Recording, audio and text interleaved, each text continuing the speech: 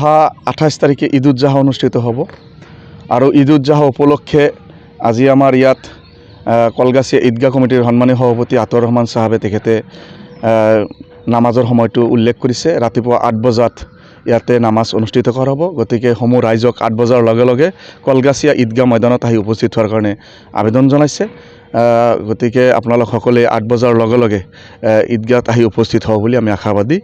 আৰু তেখেতে এটা SOP সম্পৰ্কে ইয়াতে অৱগত কৰিছে। যোৱাকালি DC অফিচত এখন মিটিং আছিল। সেই মিটিঙত কলগাছিয়া ঈদগাহ কমিটিৰ সভাপতি আতৰ ৰহমান চাহাব, সাধাৰণ সম্পাদক মহিৰুদ্দিন মণ্ডল আদি কৰি আমাৰ ব্যক্তিসকলে তাতে গৈছিল। চৰকাৰৰ ফালৰ পৰা এটা SOP দিয়া হৈছে আৰু SOPত কিছু কথা উল্লেখ কৰিছে আৰু সেইখিনি কথাও তেখেতে ব্যক্ত কৰিছে। আমিও অনুৰোধ জনাওঁ কলগাছিয়া ঈদগাহ কমিটিৰ ফালৰ পৰা যে আমাৰ যিখিনি জন্তু এই ঈদ উদজাহত হয়তো কুৰবানী কৰা হ'ব, সেই কুৰবানীসমূহ যাতে কোনো খোলামেলা জেগাত নকৰে, ভিতৰুৱা ঠাইত যাতে সেইখিনি কাম সম্পন্ন কৰে আৰু অৱশিষ্ট যিখিনি পেলনীয়া বস্তু সেইখিনি যাতে মাটিত পুতি থয়, তাৰ বাবে আবেদন জনাইছে। আমিও আবেদন জনাওঁ। আৰু আমাৰ ঈদ হৈছে এটা উৎসৱ আৰু এই উৎসৱত আমাৰ শান্তি সম্প্ৰীতি আমি সকলোৱে বজাই ৰাখিব লাগিব, ভাতৃত্ববোধ বজাই ৰাখিব লাগিব। আমি এনেকুৱা কোনো কাম কৰিব নালাগে যিটো কাম কৰিলে বেলেগ ধৰ্মৰ প্ৰতি আমাৰ সেইটো আঘাত আহে। গতিকে আমি সকলোৱে সেইখিনি কথা লক্ষ্য ৰাখিব লাগিব। আৰু আমি সকলোকে অনুৰোধ কৰিছোঁ যে আমাৰ যিখিনি জন্তুৰ হয়তো কোৰবানী কৰাৰ পিছত ফটো সেইবিলাক যাতে কোনো ফেচবুকত মানে ভাইৰেল নকৰে বা ফেচবুকত আপলোড নকৰে, তাৰ বাবে আমি অনুৰোধ কৰিছোঁ। আৰু আজি আমি কলগাছিয়া ঈদগাহ কমিটিৰ ফালৰ পৰা আমি গোটেই অসমবাসীক ঈদ উদজাহাৰ আন্তৰিক শুভেচ্ছা আমি জ্ঞাপন কৰিছোঁ। জৰিয়তে গোটেই অসমবাসীক আমি ঈদৰ আগতীয়াকৈ শুভেচ্ছা জনাইছোঁ। যোৱাকালি আমাৰ জিলা আয়ুক্ত মহাশয়ে আমাক মাতিছিল, তালৈকে আমি গৈছিলোঁ।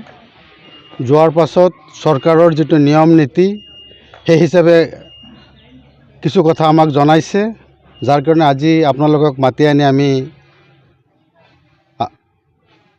ৰাইজৰ জ্ঞাতাৰ্থে জনাবলৈ ওলাইছোঁ। চৰকাৰে আমাক বহু মানুহকে মাতিছিল। তাৰ মাজত আমাক চৰকাৰে জনাইছে যে আপোনালোকে নিয়ম নীতি অনুসাৰে কামবিলাক কৰিব, কোনো ধৰ্মৰ মানুহৰ প্ৰতি যেন কোনো বেয়া ভাৱ নাহে, তাৰ উপৰিও সতৰ্ক অৱলম্বন কৰিবলৈ কৈছে। আৰু যি কুৰবানী সম্পৰ্কে যি পশু আমি কৰিম, হয়তো উৎসৰ্গা কৰিম, সেই পশুৰ যি বাকী অৱশিষ্ট বস্তুখিনি যেন আমি মাটিত পুতি থ'বলৈ কৈছে। আৰু মন্দিৰৰ ওচৰত যদি মন্দিৰ থাকে, মন্দিৰৰ 5 কিলোমিটাৰ যেন কোনো ধৰণৰ মানে পশু জবাই নহয়, তাৰ প্ৰতি সকলোকে লক্ষ্য ৰাখিবলৈ কৈছে। আৰু চৰকাৰৰ পক্ষৰ পৰাও আমাক যিখিনি কথা কৈছে আমি বেয়া পোৱা নাই, ভালে লাগিছে। গতিকে আমি আমাৰ স্থানীয় এই ৰাইজক আমি অনুৰোধ কৰিব বিচাৰিছোঁ, চৰকাৰৰ যিটো SOP দিছে সেই অনুসাৰে কাম কৰিবলৈ আপোনালোকক অনুৰোধ কৰিছোঁ।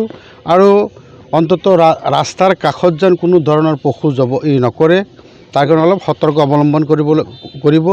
তাৰ উপৰিও যোৱা ঈদুল ফিতৰৰ দিনা আমি আনুষ্ঠানিকভাৱে ঘোষণা কৰিছিল যে এইবাৰ ঈদুল আজহা ৰাতিপুৱা 8 বজাত অনুষ্ঠিত হ'ব।